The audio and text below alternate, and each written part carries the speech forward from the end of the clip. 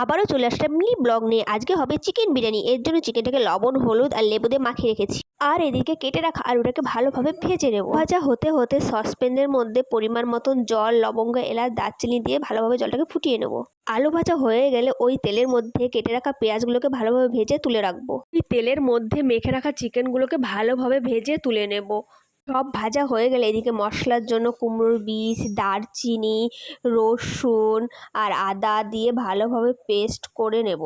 খুব সুন্দরভাবে মশলা পেস্ট হয়ে গেছে। এবার পেঁয়াজটা মিডিয়াম সাইজে ভাজা হলে পেস্ট করা মশলাটা দিয়ে দেবো। কিছুক্ষণ নেড়ে টমেটো, শুকনো লঙ্কা, জিরের পেস্টটা দিয়ে দেবো। তারপরে টক দই, লবণ, হলুদ পরিমাণ মতন দিয়ে ভালোভাবে নেড়ে চড়ে নেবো যতক্ষণ না পর্যন্ত মশলা থেকে তেল ছাড়ছে।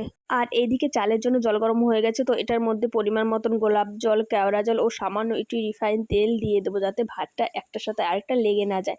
চালটা দিয়ে ভালোভাবে নেড়ে রেখে দেবো। আর এদিকে মশলা ভাজা হয়ে গেলে মশলার মধ্যে ভেজে রাখা আলু, ভেজে রাখা চিকেনটা ভালোভাবে দিয়ে নেড়ে চড়ে নেব। তারপর পরিমাণ মতন জল দিয়ে কিছু ফুটিয়ে নেব।